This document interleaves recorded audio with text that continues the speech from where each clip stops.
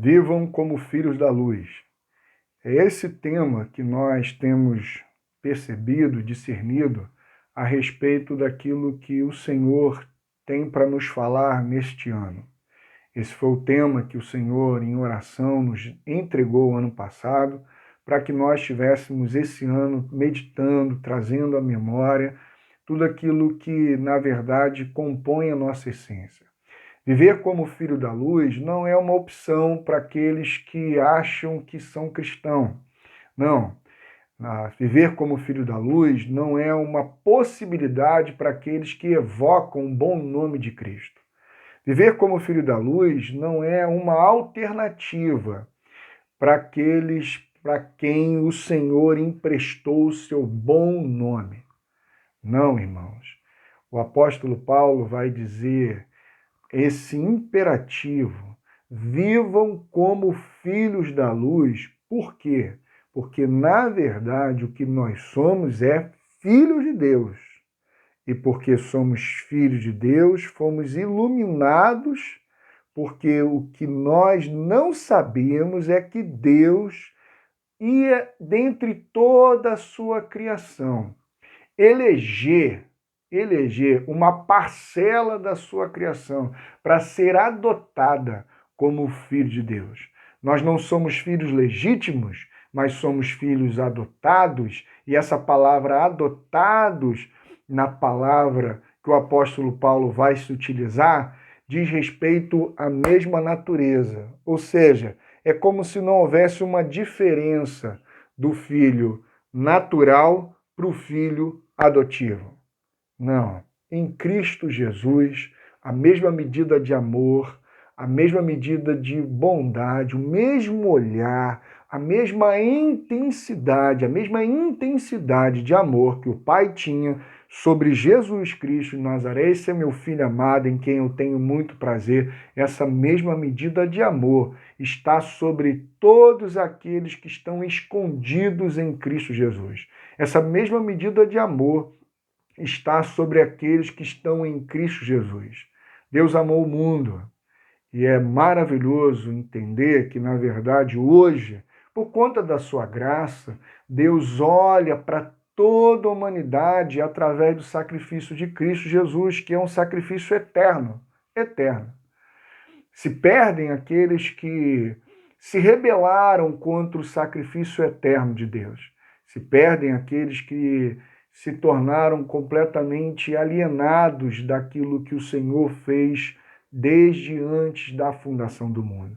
Por isso o apóstolo Paulo, no seu primeiro capítulo, ele vai dizer: bendito seja o nosso Deus e Pai do nosso Senhor Jesus Cristo, que nos abençoou com toda a sorte de bênção nas regiões celestiais em Cristo Jesus. De maneira que aqueles que são filhos de Deus não fazem nada para serem abençoados, não fazem nada para receber uma graça, não fazem nada para receber um favor de Deus, não fazem nada para receber alguma bênção. Não. Aqueles que são filhos de Deus sabem que a bênção está na sua origem. E tudo o que fazem é para traduzir a bênção de Deus que está sobre eles, sobre a casa dele, desde a eternidade. Por quê? Porque ele sabe que ele foi eleito dentre toda a criação, ele foi eleito para ser filho de Deus e foi predestinado para viver conforme o bom propósito, para que fôssemos santos, para que fôssemos irrepreensíveis em sua presença. É por isso que o apóstolo Paulo vai orar no mesmo capítulo 1, dizendo: eu oro para que os olhos do vosso coração sejam iluminados, para que vocês possam compreender a esperança da glória de Deus, a herança pela qual vocês foram chamados, para que vocês possam compreender a esperança do seu chamado. Vocês foram chamados para que vocês sejam uma manifestação do governo de Deus sobre toda a sua criação. Por isso, o poder de Deus que ressuscitou Jesus dentre os mortos foi o mesmo poder que ele utilizou para nos trazer dos mortos. Para quê? Para que agora, em Cristo Jesus, nós fôssemos um e por meio dessa unidade Deus governasse todas as coisas por meio do seu corpo, que é a igreja de Cristo, e ele pudesse preencher tudo e todos por meio do seu Espírito, através do corpo de Cristo, que é a sua igreja. Por isso, meu amado irmão, o apóstolo Paulo entra pelo capítulo 2 dizendo: olha, antes vocês estavam mortos porque vocês viviam completamente alienados. Vocês eram, no seu estado de mortos, vocês eram fruto da cultura, vocês eram fruto das manipulações dos poderes das trevas, vocês eram frutos dos desejos da carne, por natureza vocês eram merecedores da ira. Olha que interessante, irmãos, nós não éramos pecadores porque escolhíamos, não, irmãos. Nós éramos pecadores porque essa era a nossa condição. Pecado não está na esfera do comportamento. Pecado está na esfera da condição humana caída. Pecado é a natureza humana caída. Pecado não está no que eu faço ou deixo de fazer.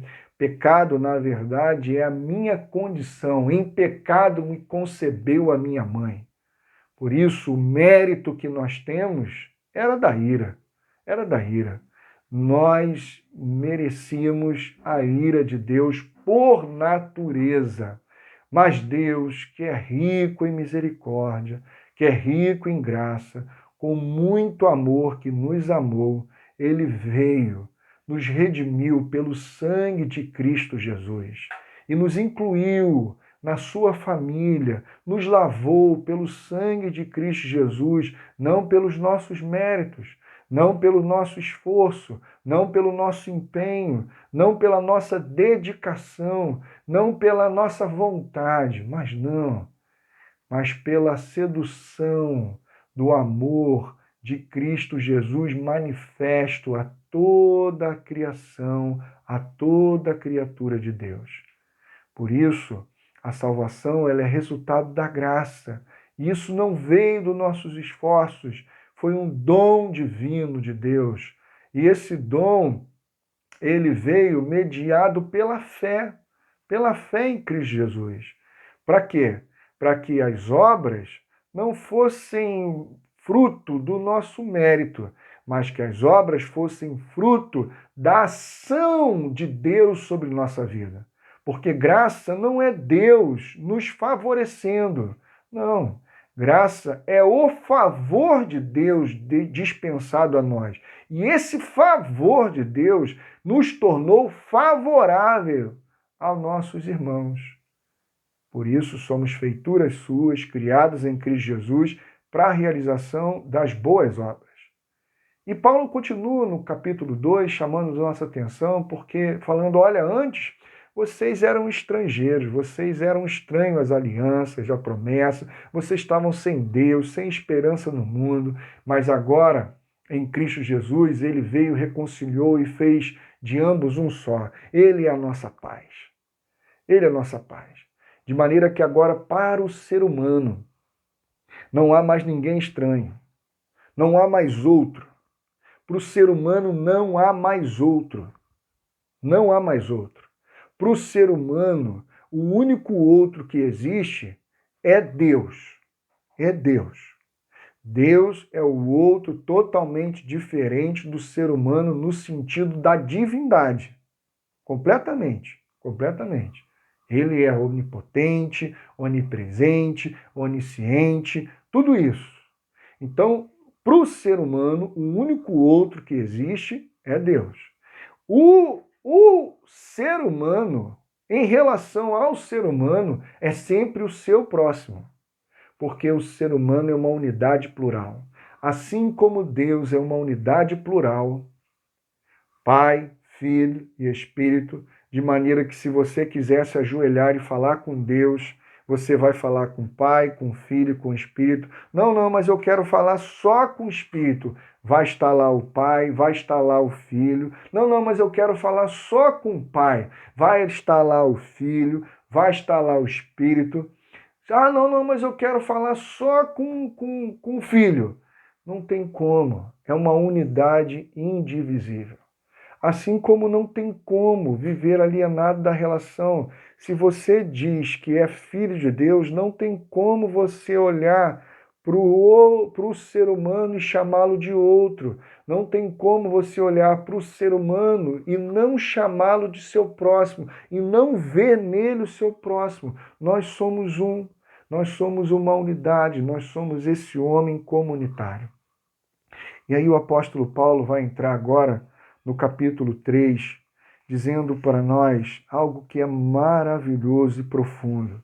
Ele diz para nós assim, carta do apóstolo Paulo aos crentes de Éfeso, capítulo 3, verso 1. Por essa razão, eu, Paulo, prisioneiro de Cristo Jesus, em favor de vocês, gentios.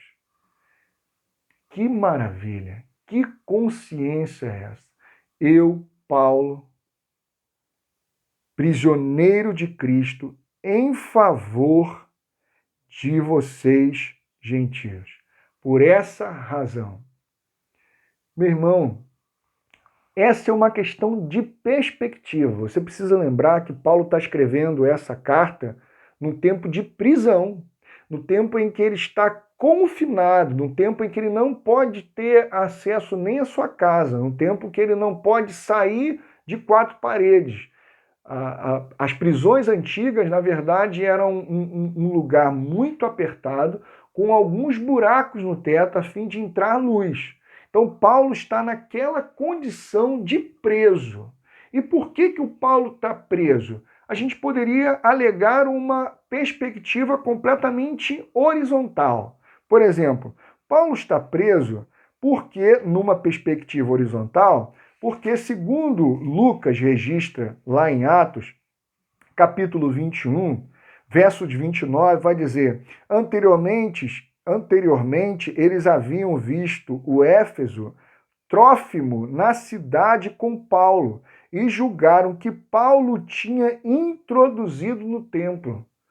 Ou seja, acusaram Paulo de levar um gentio no templo. E havia lá no muro, num dos muros do templo, uma inscrição dizendo que se o gentio entrasse, deveria ser morto, seria morto, seria morto.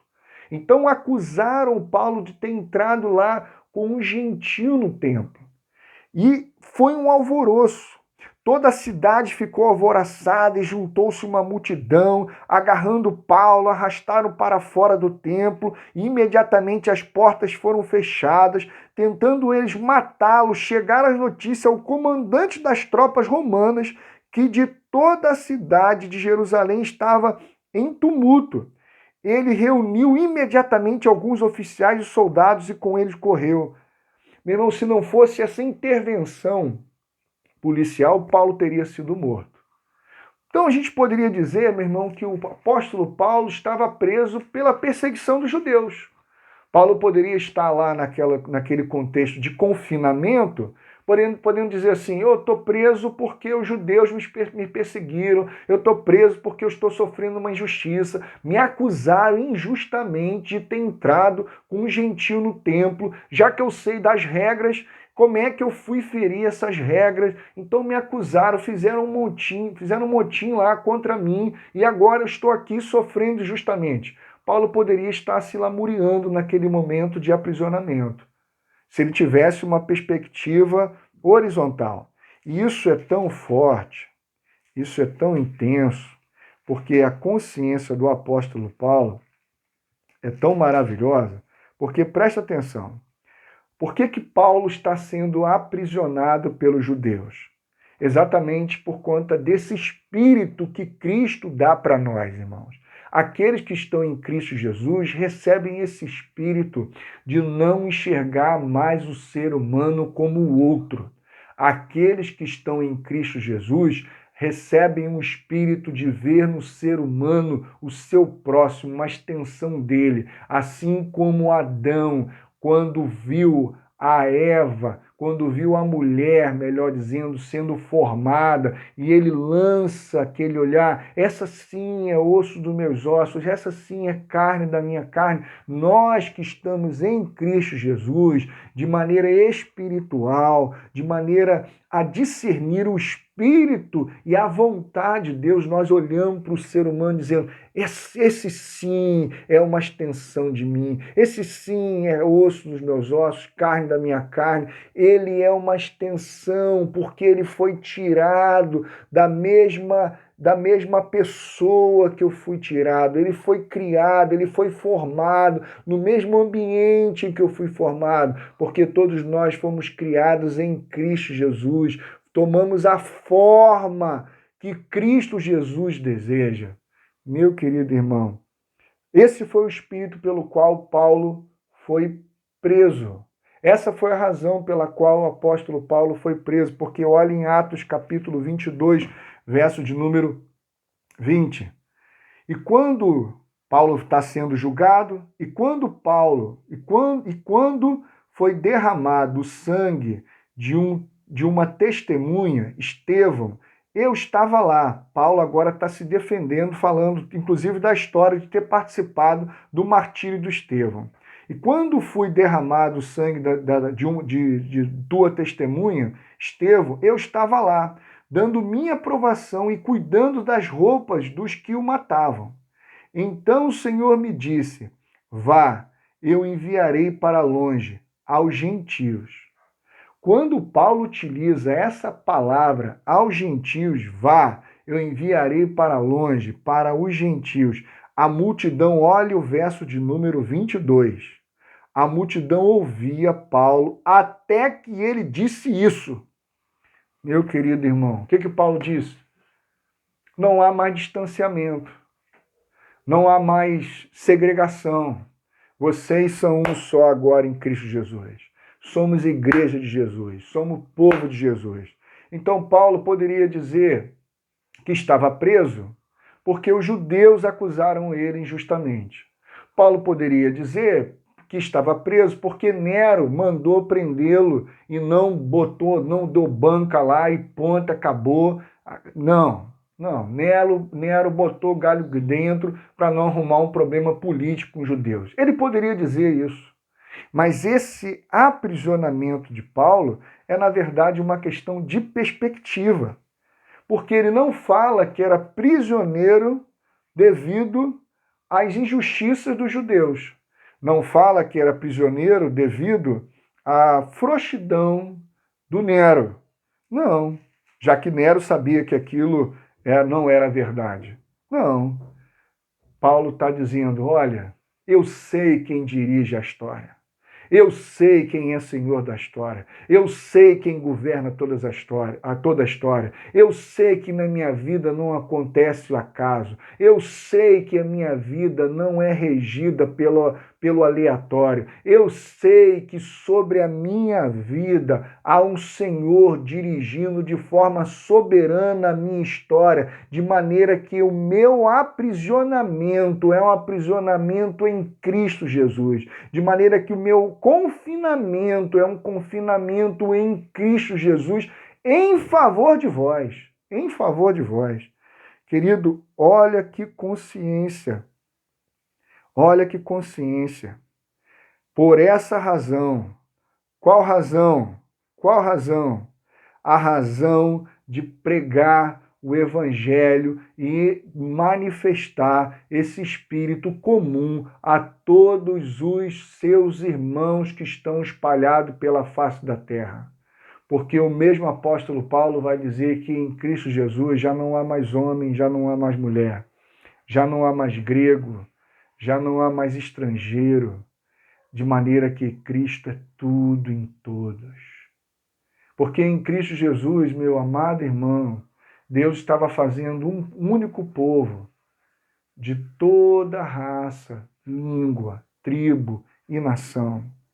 Por essa razão, qual razão? De olhar aquele que antes para mim era diferente, aqueles que antes para mim não tinha participação nenhuma comigo, não tinha nada a ver comigo, mas por essa razão agora eu estou confinado aqui.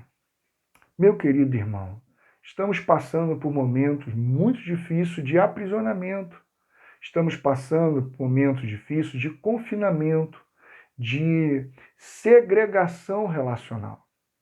E há indícios de que provavelmente as pessoas, depois disso, até que se ache uma vacina, as pessoas vão buscar relações seguras, relações que, na verdade, vão ser relações movidas pelo medo, a fim de se protegerem umas das outras.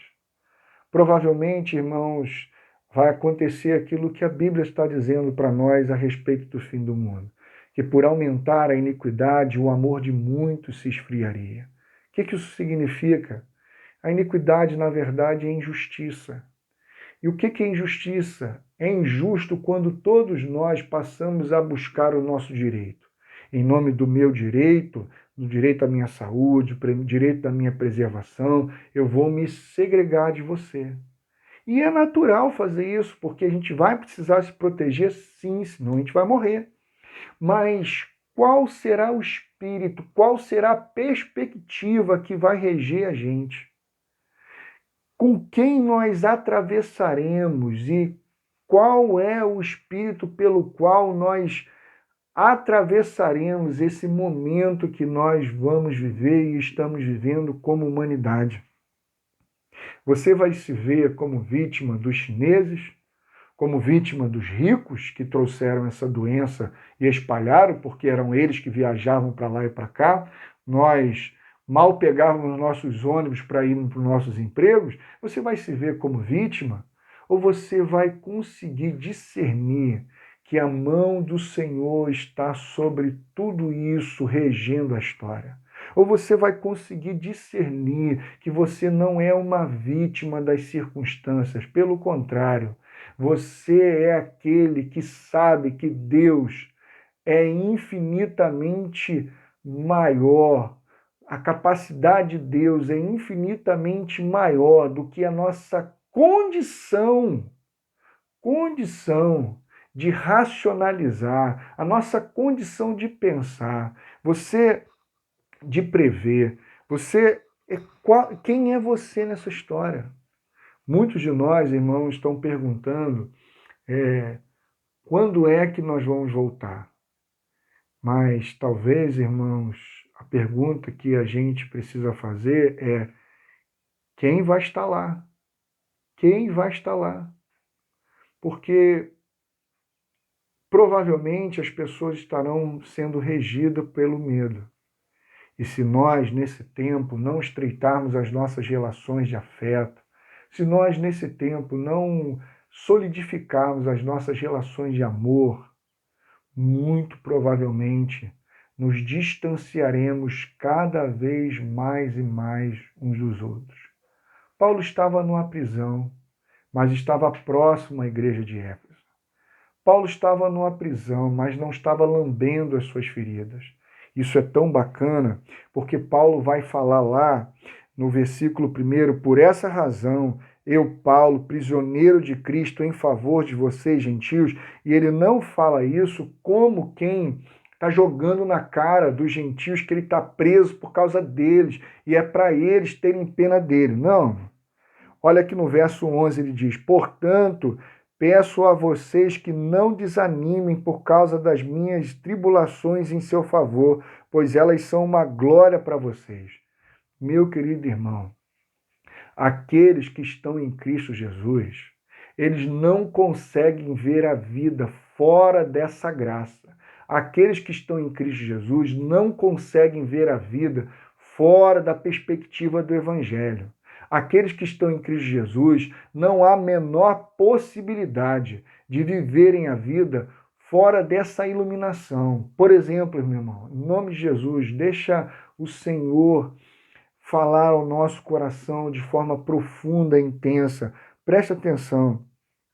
Quando Deus, em Cristo Jesus, vem aqui e se revela para o apóstolo Paulo e revela o mistério que ele vai dizer para nós, eu não vou entrar aqui agora, depois que o apóstolo Paulo discerniu pelo Espírito de Deus o mistério, ele passou a viver um ministério, de modo que a vida dele não tinha mais outro ambiente a ser vivido que não fosse o ministério.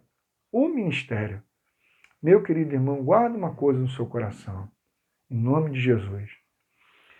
Se há no seu coração uma possibilidade de que é viável viver fora do ministério, fora das relações de amor, fora da igreja, fora do cumprimento do propósito, das duas uma, em nome de Jesus.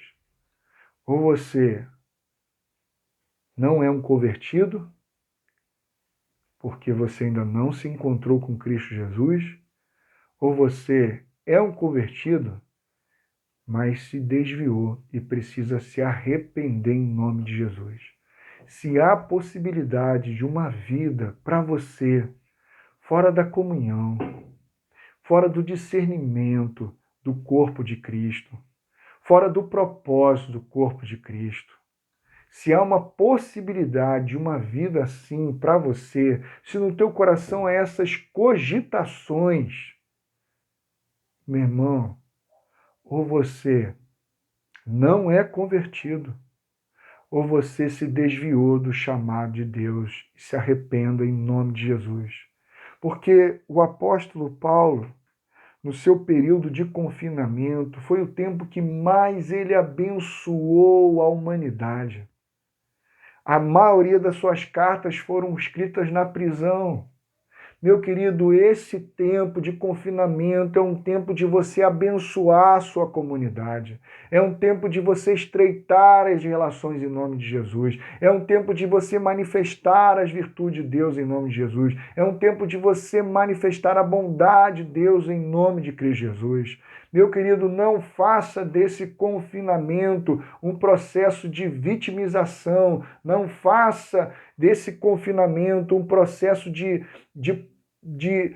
se perceber pobre coitado. Não, irmãos, entenda que em nome de Jesus há um Senhor sobre toda a história, há um Senhor que governa toda a história e que por isso, mesmo dentro dessa condição de aprisionamento, mesmo dentro dessa condição, melhor dizendo, de confinamento, manifeste a graça de Deus aos seus irmãos, pregue a palavra, manifeste o amor, manifeste a misericórdia, manifeste o favor, porque nós não somos fruto do acaso. Há um Senhor regendo a história, há um Senhor dirigindo a história, há um Senhor governando a história. A culpa não é do chinês, a culpa não é do fulano, a culpa não é do cicrano. Não, irmãos, a gente não vai ver a vida, a nossa briga não é contra a carne, a nossa briga não é contra a esquerda, a nossa briga não é contra o comunismo, a nossa briga não é contra o pessoal da direita, a nossa briga não é contra o pessoal do centro,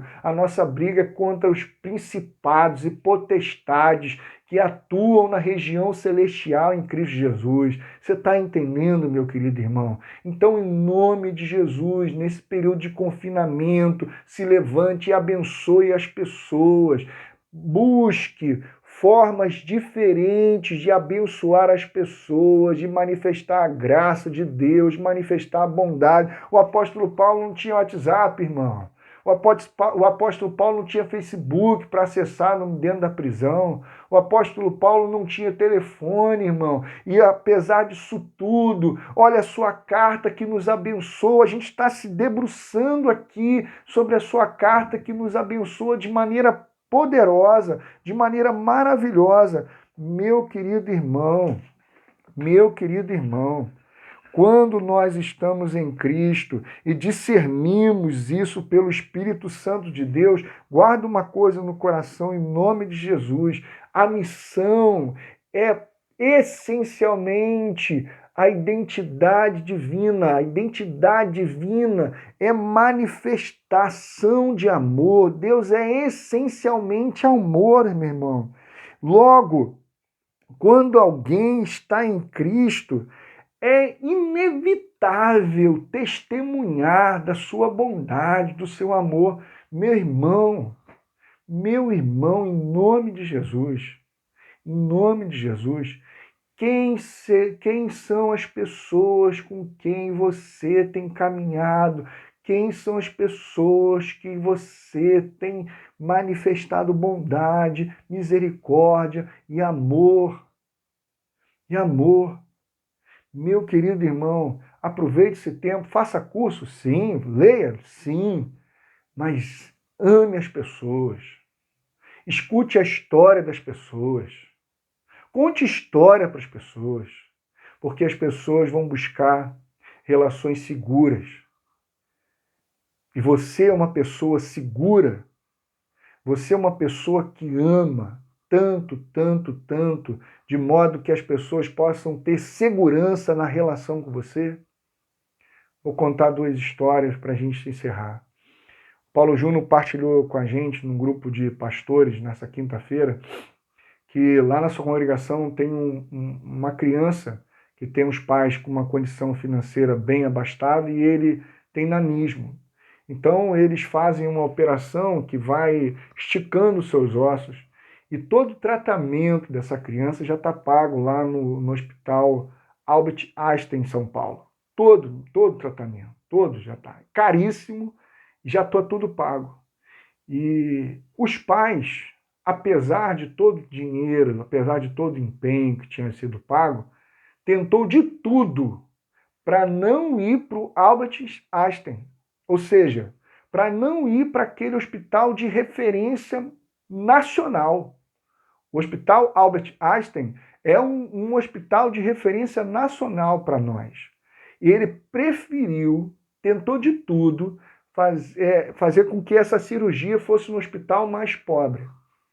No entanto, e mais perto da sua casa.